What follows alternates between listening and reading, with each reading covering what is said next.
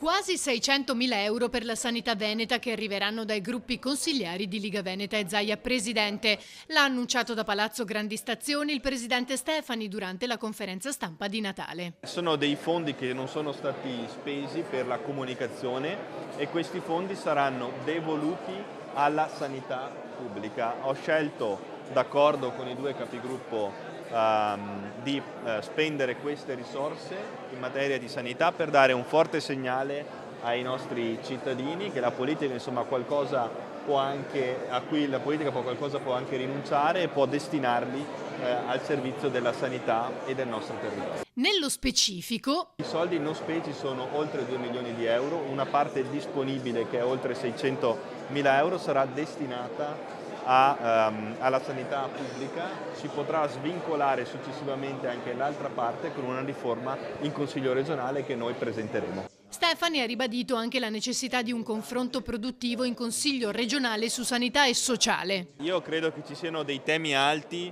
su cui maggioranza e opposizione devono dialogare e su cui devono trovare una quadra nell'interesse del Veneto e dei veneti. Io ho lanciato la sfida al Consiglio regionale di approvare entro breve termine la proposta di legge sui caregiver, che è una proposta di legge che tra l'altro io avevo presentato appena 25enne in Parlamento e che può cambiare la vita a più di un veneto su 4, perché più di un veneto su 4 assiste un familiare e c'è bisogno di fare nei loro confronti dei piccoli grandi passi che possono davvero migliorare la vita a tantissimi nostri cittadini. Nel riepilogare le linee programmatiche, poi, il presidente ha annunciato la volontà di creare maggiore attrattività con l'apertura dal nuovo anno di un tavolo con gli atenei veneti. È una sfida fondamentale, il primo tavolo che apriremo sarà proprio con il mondo dell'università, regione e atenei universitari per condividere una strategia che già abbiamo elaborato per rendere sempre più attrattive le nostre università, ma soprattutto per mettere in connessione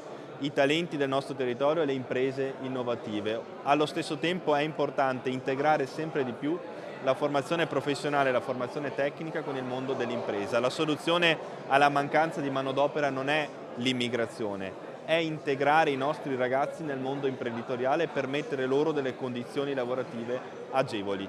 Infine, gli auguri di Natale. L'augurio intanto di passare un Natale felice, che è fondamentale, insieme possibilmente alla propria famiglia.